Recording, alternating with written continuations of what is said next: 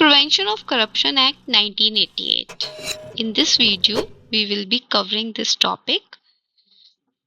Okay, so these are some sub points that needs to be covered for the examination point of view. So first of all, we'll have a look on the definition of this act, that what is actually this act. ठीक है. Next is offences. इसके अंदर क्या क्या offences आते हैं. Who is public servant. So in the definition the term public servant is given. So who is considered as the public servant in this act? Is this punishable or not? Then special court that has been established under this act, and who will investigate the case. And the last one is the section. Which section is important? That is, I think, section 7. Okay. So first of all, definition. Act of Parliament enacted to combat corruption in government agencies and public sectors businesses. Government agencies में जो भी corruption है उसको combat करने के लिए ये parliament ने एक्ट बनाया है. ठीक है. So it is obvious that it is for the public servants. So आगे चलते हैं. अब देखिए अनड्यू एडवांटेज क्या होता है. अगर आप अपनी लीगल सैलरी से ज्यादा किसी का काम करने के लिए, कोई ऑफिशियल काम करने के लिए उससे डिमांड कर रहे हो कैश की या किसी भी काइंड की, ठीक है, kindness, any form of kindness in the form of cash और एनीथिंग, उससे आप लीगल सैलरी तो आपको गवर्नमेंट से मिल रही है, उसके अलावा आप उसका काम करने के लिए उससे पैसा ले रहे हो. फॉर एग्जांपल, एक छोटा सा एग्जांपल ले लेते हैं. लाइक इन हॉस्पिटल्स ना, कि नंबर पहले आ जाए उसके लिए हम वहाँ के गार्ड्स वगैरह जो होते हैं उनको थोड़ा बहुत पैसे दे देते हैं, है ना. तो दैट्स इलीगल. अगर आप करते हो ऐसा तो आगे से नहीं करना. नेक्स्ट इज सेंट्रल और state government can appoint special जजेस रिगार्डिंग पीसीए. सेंटर और स्टेट गवर्नमेंट जिस एरिया का वो केस है वहीं पर एक स्पेशल जज अपॉइंट कर सकते हैं. ठीक है. दूसरा, केस शुड बी एंडेड 2 साल के अंदर. केस दी एंड हो जाना चाहिए. अगर ऐसा नहीं होता है then the authority will be answerable to the जज. ठीक है. हियरिंग ऑन डेली बेसिस पर इस केस की हियरिंग होगी. नेक्स्ट, अब ये देखते हैं कि ऑफेंसेस, ठीक है, इसके अंदर ऑफेंसेस हैं क्या एक्चुअली, क्या ऐसा क्या करते हैं जो ये फिर पनिश होते हैं आगे जाकर. ठीक है. तो वो देख लेते हैं. Offences included like things that considered as offences. Offences are charging money as reward. Reward की फॉर्म में आप किसी से मनी चार्ज कर रहे हो, promise to get the work done. ठीक है. आप किसी से प्रॉमिस कर रहे हो कि आपका काम हो जाएगा, जल्दी हो जाएगा, बट आपको थोड़े से पैसे देने पड़ेंगे. तो आप money as a reward charge कर रहे हो ना उससे, तो that's the offense. Doing the legal work inappropriately or by breaching of law. कोई भी लीगल काम कर रहे हो गलत तरीके से, लॉ को तोड़ते हुए, that is offence.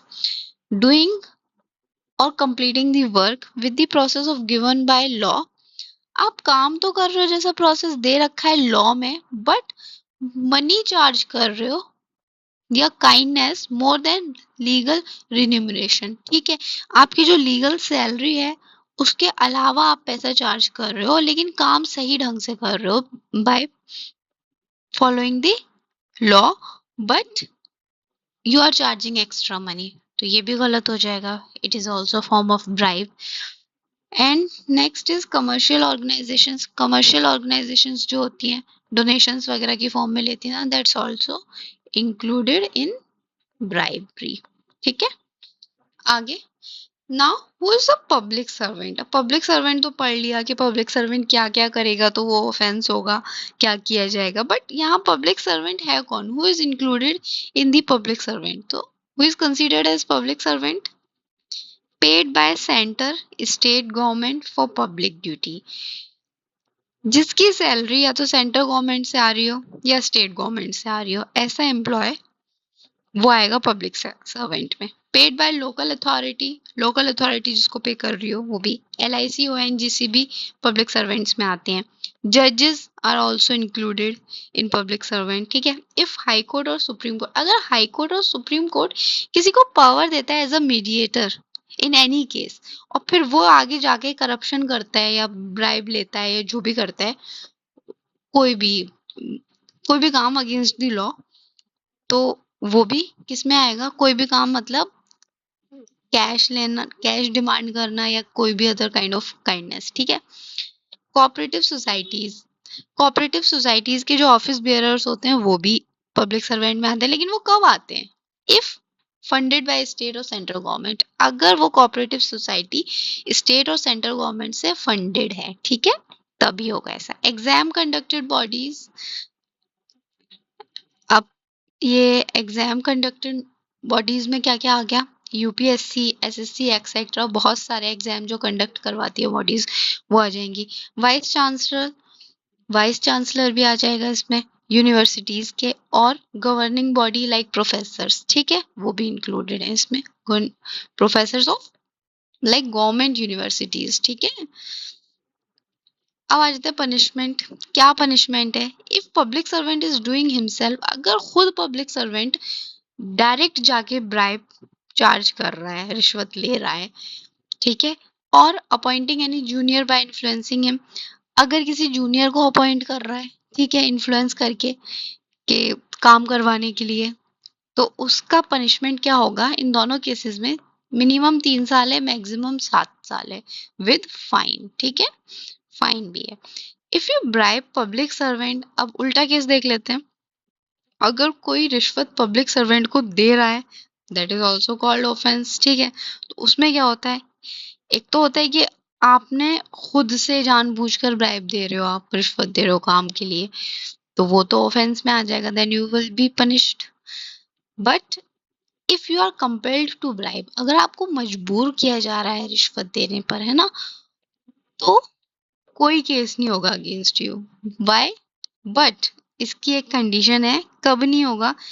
But you have to inform law enforcement within the 7 days, 7 दिनों के अंदर आपको लॉ इन्फोर्समेंट को इन्फॉर्म करना पड़ेगा that you are compelled to bribe, ठीक है, वरना आप भी पनिश किए जाओगे फिर, इसलिए विद इन 7 days आपको इन्फॉर्म करना पड़ेगा।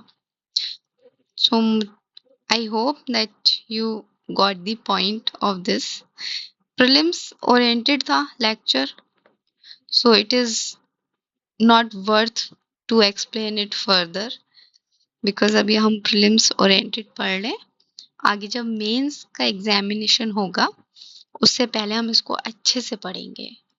Now it is not worth to go into all these details, ठीक है। आई होप आपको समझ में आया होगा। Thanks for watching.